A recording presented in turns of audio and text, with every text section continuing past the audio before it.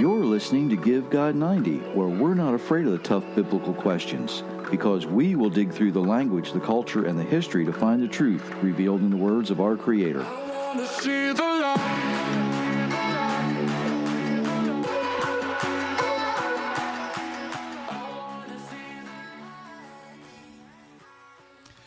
Hello, everyone. Thank you for sharing part of your day with us. My name is Jerry Mitchell. Sitting in the supervisor's seat making funny faces at me is Myra. Hello, everyone.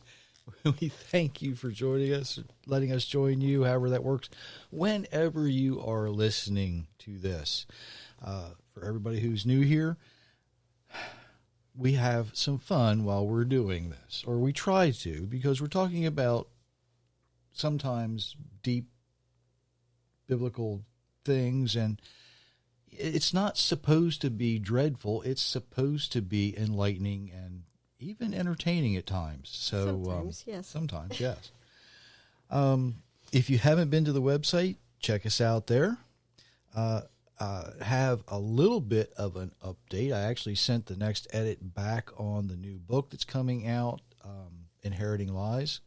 So hopefully, as we continue to work through that, I'm really hoping this will be the last one, but I'm not sure. But we'll see. We'll see. It should be out hopefully soon. I was hoping to have it out a couple of months ago. It just didn't work out that way. Something I wanted to let everybody know. I say almost every introduction to this, and I do this introduction. It gives people a chance to come in, the ones who are going to listen live. If you leave us a comment, I will get notified of that. Someone actually did comment on one of the podcasts we did some time back. They recently listened to it, left me a comment, and I was able to respond to that. So whenever you want to do that, I do get the notifications. And we appreciate it. We sure do. And by speaking of notifications, if you hit the notification button on whatever podcast platform you're listening on, it actually raises us up in their algorithm, so other people, it makes it easier for them to hear us. Because if you like what you hear, and I try to say this every time too, chances are your family needs to hear it, your friends need to hear it, and your enemies really need to hear it, so don't be afraid to share. Something I want to mention, I was looking, one of the social media platforms I'm part of, there was someone who was looking for a fellowship where they lived. And I remembered receiving, this is my confession, I remembered receiving a question about this last summer sometimes, maybe the spring before last summer. It's been about a year. Someone who was in Alaska who listens to the podcast, and I apologize, I can't find that message. I don't remember what platform you sent it on, but I can't find it.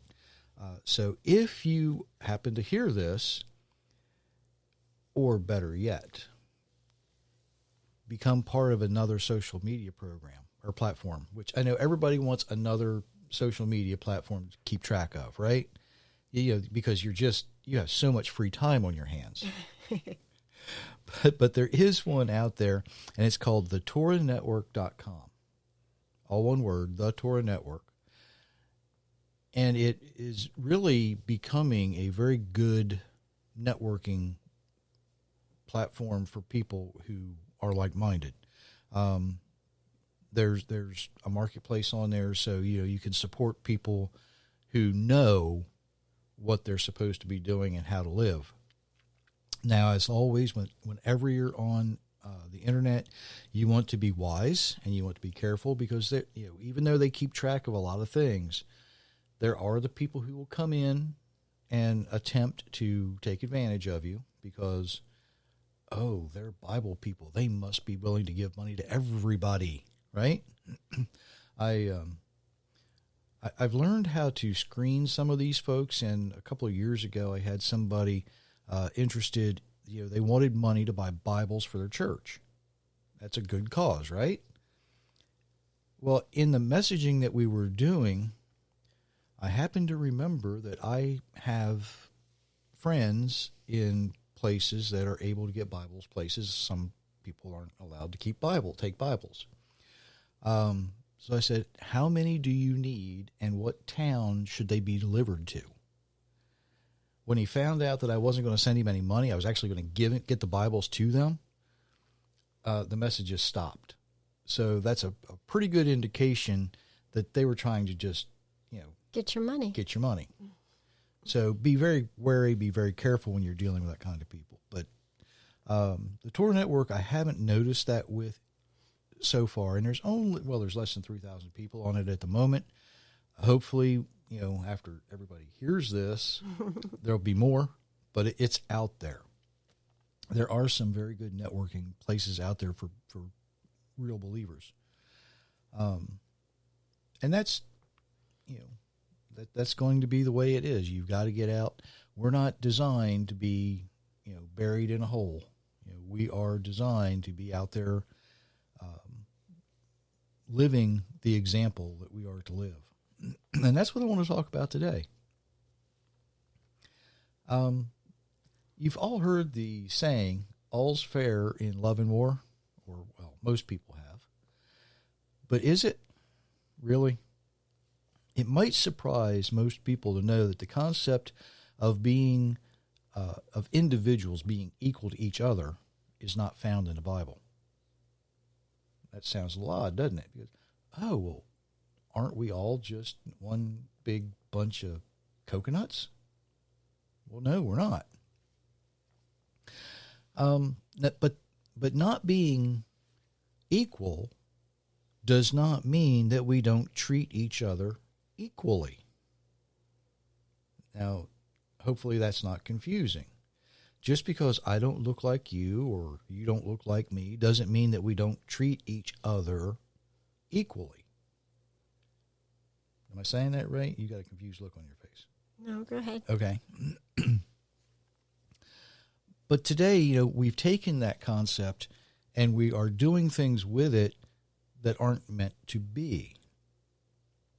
We are individuals. Each and every one of us are different from everybody else.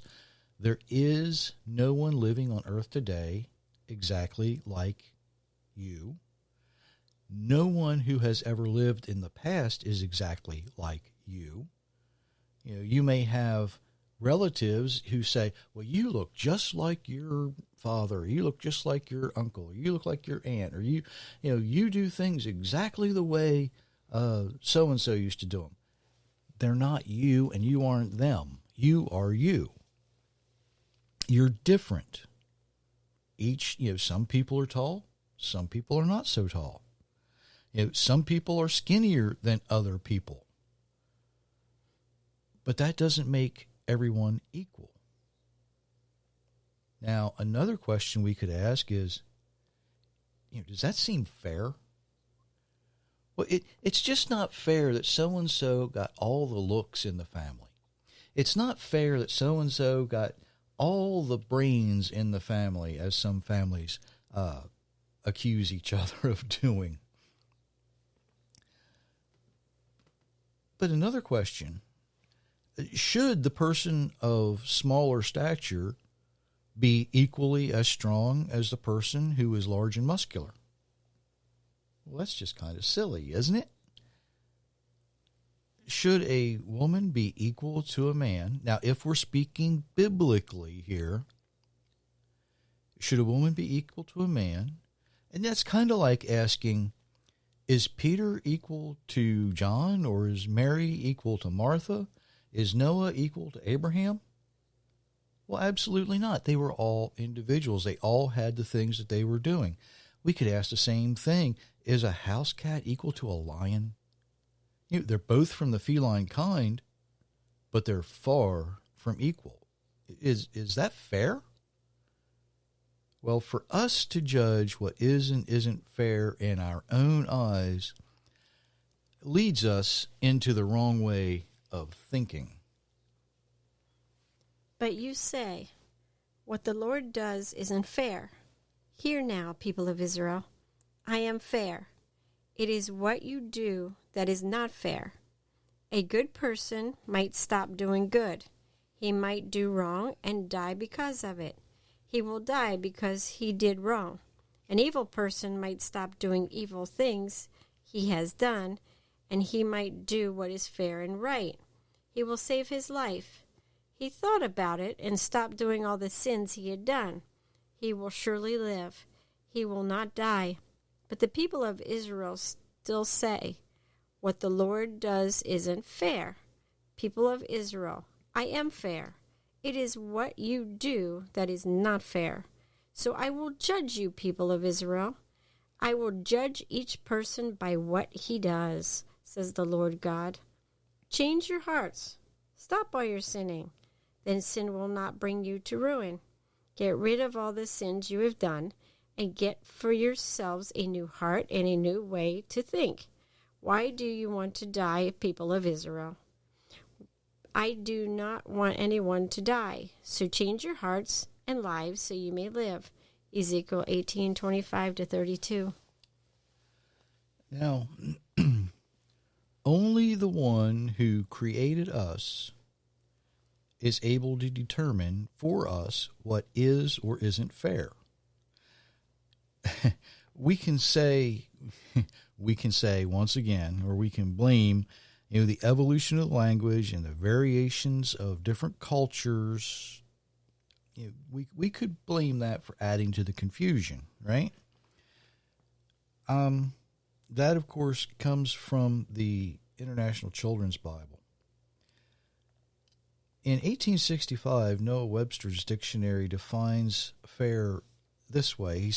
He writes that it is clear, free from spots, free from a dark hue, white, as a fair skin, a fair complexion, beautiful, handsome, properly having a handsome face. You have to get down to the 12th definition before he mentions honest. But today, we use fair and equal interchangeably. Is it fair? Are they the same? Does the older brother get a more allowance than a younger brother? Is that fair? The person who works harder gets paid more than the person who doesn't work hardly at all. Is that fair? Is that equal? Shouldn't they all be paid the same? That's the question today, not just in the United States, but around the world. Now, interestingly, the Bible tells us that we are to treat everyone. Let me say that again. We are to treat everyone equally and honestly. You must not tell lies. You might be a witness in court. Don't help a bad person by telling lies. You must not do wrong just because everyone else is doing it. You might be a witness in court. Then you must not ruin a fair trial. You must not tell lies just because everyone else is. A poor man might be in court. You must not take his side just because he is poor. You might see your enemy's ox or donkey wandering away. Then you must return it to him. You might see that your enemy's donkey has fallen because its load is too heavy. You must not leave it there. You must help your enemy get the donkey back on its feet. You must not be unfair to a poor man when he is in court. You must not lie when you accuse someone in court. Never allow an innocent or honest person to be put to death as punishment. This is because I will not treat guilty people as if they were innocent. You must not accept money from a person who wants you to lie in court. Such money will not let you see what is right. Such money makes good people tell lies. You must not mistreat a foreigner. You know how it feels to be a foreigner. You were foreigners in Egypt. Exodus 23, 1-9. Now, the International Children's Bible, again, uses the word fair in these verses. But in the original, most of these places where it's translated fair here talks about perverting justice or perverting judgment. And because it's a children's Bible, they really didn't want to use that terminology for obvious reasons, right? So they chose the word fair. But it really is a perversion of justice if you're going to lie in a court case in order to meet your own agenda. You know, in the United States, we see this all the time. It's called perjury, and it's against the law for a really good reason. But you know, let's look back at the Ezekiel 18 passage. Mankind will pervert the righteous justice and judgment of our Creator. That's why we are the ones guilty of not being fair. We are the ones guilty of perverting justice and perverting judgment. The idea that everyone is equal, you know, even physically or emotionally, is just absolutely ridiculous. I know plenty of women who are stronger emotionally than a lot of men. And we know and have met and worked with many women who are far better at some jobs, you know, that have always been considered man's work, right? Right. That being said, we know a lot of women who, when they're sitting on a horse working cattle, are far more suited to that job than a lot of men. Yes. One of the reasons is working with large animals requires patience. And some men don't have a lot of patience. No, they don't. We know a lot of women who are not suited for what we might consider to be typical woman's work in the United States either, right? True. But the reason we see these things isn't because it's man's work or it's woman's work. It's still work that has to be done. But we instead don't see the individuals. We see male, female, young, old. Maybe some of us see skin color. Maybe some of us look a little deeper and we see, do they have some type of, what's a good way for me to say? I don't want to say handicap. That's not Disability? Well, maybe. You know, do we see somebody in a wheelchair and we think they're different? Do we treat them unequally? Do we notice someone who is less stable mentally and we treat them unequally? What happens when we treat people unequally? You know, mankind is not designed to be equal, but we are designed to treat each other equally. That means that, you know, a very, very large, strong man is able to hold very gently a newborn child in his arms, and he can oftentimes make that child feel as safe and secure as it does in its own mother's arms. When we are interacting with other adults, sometimes we don't remember to treat each other equally. That's why we have the instructions not to cheat our neighbors. Don't carry 2 sets of weights with you, one heavy and one light. Don't have 2 different sets of measures in your house, one large and one small. You must have true and honest weights and measures. Then you will live a long time in the land of the Lord your God is giving you. The Lord your God hates everyone who is dishonest and uses dishonest measures. Deuteronomy 25:13-16. Did you catch that? The Lord your God hates anyone who is dishonest and uses dishonest measurements. Now, this doesn't mean you can't have like a 2-quart measuring bowl and a 1-quart measuring bowl. You can't, you know, a teaspoon and a larger unit of measure. I'm not sure how, because this is worldwide. I'm not sure what the metric equivalents are. I don't I don't use them. I don't know. It doesn't mean you can't have big bowls and little spoons. It means if somebody comes to you, if your neighbor comes to you and says, I ran out of flour. I need a cup of flour to finish this bread that I'm baking. Well, their cup of flour should be the same size as your cup in your house. You're not to shortchange them if you have flour to give. Now, if you don't, in other words, don't cheat your neighbor. in other words, don't cheat your neighbor. Treat them equally. Doesn't mean you're equal because you have flour and they don't. It means you treat them equally. These instructions are supposed to remind us that we treat everyone equally. But that doesn't mean that everyone needs to be equal, not to everyone else. Think about what would happen.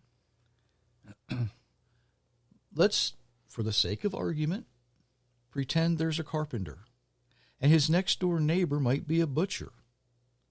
How can the carpenter benefit his neighbor if the butcher has the same exact skills or is equal to the carpenter?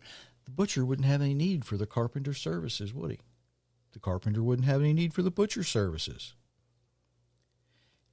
Each of us have been given our own individual skills so that we can benefit the people around us. When a farmer has a piece of equipment break down, and that happens a lot, the farmer shouldn't need to contact a baker to fix his tractor, right? He should call a mechanic. Right. If a soldier is wounded on the battlefield, he might be happy to see anybody, but I'm sure he would much more appreciate a medic than a mechanic, right? Yes. If a woman is giving birth and she's having some trouble, would she rather have a sailor or a doctor or a midwife? I'd choose the doctor or midwife. Doctor or midwife, for sure. I'm not, the sailor may be trained at that. He might know how to do it. But I'm sure that the doctor or the midwife would do it much better. Today we have this really strange idea that everybody should be equal in order to be fair. And that's just not how we are designed. The reality is we're different. We each have different likes, different dislikes. Some people like chocolate, some people like vanilla, some people like cherry, some people like strawberry. Some of us have light skin, some of us have dark skin. Here's the one that's going to get me in trouble. Some of us are male and some of us are female.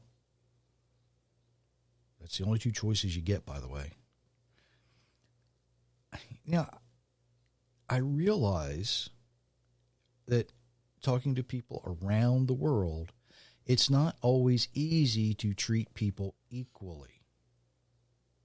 I get that. You have to sometimes work at it. Somebody who's being oppressed has a really difficult time treating the oppressor equally. Doesn't mean you shouldn't be trying. If we look at the story of Daniel, did Daniel and I'll use the regular word, Shadrach, Meshach, and Abednego, did they treat the Babylonian captors any less equal than they had the opportunity to? Of course they didn't. It's what made them, part of what made them so great. Another thing we see is that some people seem to enjoy this feeling of sadness. And I've used this example before. There are some people you could offer $100 American and they'd still be unhappy. That's not a reflection of the one who is offering the money. It displays the spirit of the one who is unhappy. We see in news stories around the world, when somebody's not happy, even when they get exactly what they ask for, it's never enough. It doesn't mean they weren't treated equally. It usually means they were given special treatment. In the United States, for example, one of the things we see most often reported nationally now is we see this in the homosexual community. For some living that lifestyle, all they really wanted was the legal formalities to allow partners to have the same rights as married couples when it comes to civil legalities, such as insurance, medical treatment, visitation in hospitals, visitation in prisons. But for some, that wasn't enough. They wanted the churches to acknowledge their unions. Then they demanded that private businesses cater to their desires. And now, now they want to influence children to begin their lifestyle very early in life. They don't want the child to make up their own mind. They want to influence them. And don't get me wrong here. We've talked about this a lot. Children who are left to their own devices without instruction will go with whoever they think they're getting the most attention from. Am I wrong? No, you're not wrong. They're going to follow the people that, remember the story of Pinocchio? Pinocchio went where he got the most attention, right? Normal. It's what happens. It's what kids do. It's the world we live in. And it didn't wind up very good for him for a little while. You see, that community received more than equal treatment. They received special treatment. And now they believe that they are, that they should receive even more. They want to demand more and more and more all the time. Some of them do, not all of them. We're friends with some that are very nice people. And even they are having trouble now in their own communities because they're like, you've gone way too far. Way, way too far. The pro-choice people, at least in the United States, are no different.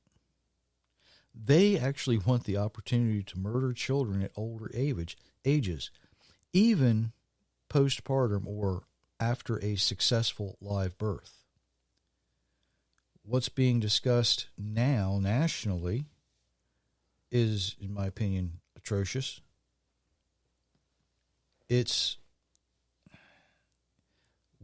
Some states allow abortion just after birth.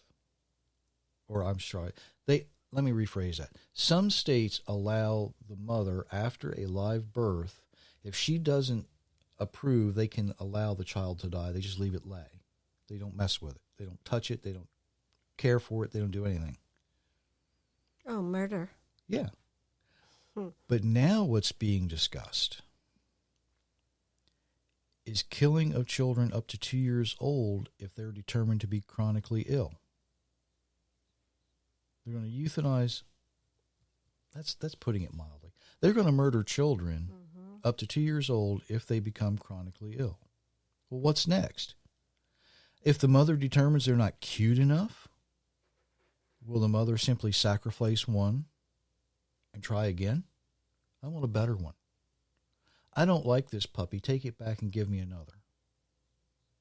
Is it any wonder that the Supreme Court of the United States is considering turning over Roe versus Wade case, and they're going to allow each state to determine for themselves? That way it gives the local people living in each state in the United States the choice of whether they should murder children or not. At least 2 states already have determined they're not going to do that. They've outlawed it. Now, there are exceptions, and one is, and it's normal this way, if the pregnancy is detrimental to the mother. In other words, if she cannot survive the pregnancy, then they will terminate that pregnancy. But that doesn't happen very often.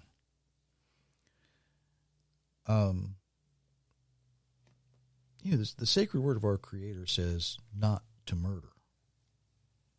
Is it fair or equal for us to say, well, yeah, we can murder if the person can't defend themselves or if nobody else is standing in the way? That's basically what abortion is. Is that fair? I have never heard from the victim of abortion. I don't know if you have, but I have never heard one way or the other from the victim of abortion.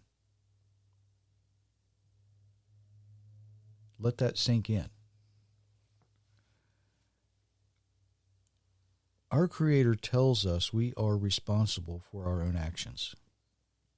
Everything we do will be held accountable. All the righteous things and all the unrighteous things. Do yourself a favor. Do the people around you a favor. Live the way you're designed to live. And if you need help with that, visit GiveGod90.com and hopefully it will help. Did you have anything you wanted to add to all that? Parents, pay attention to your children. Absolutely. Teach them the way they should go. Because if you don't, somebody else will. We will be back. Today's Thursday. Monday. Monday. Yeah, I have a hard time sometimes keeping track of what day it is. So we will be back Monday. And until then, many, many blessings, everyone.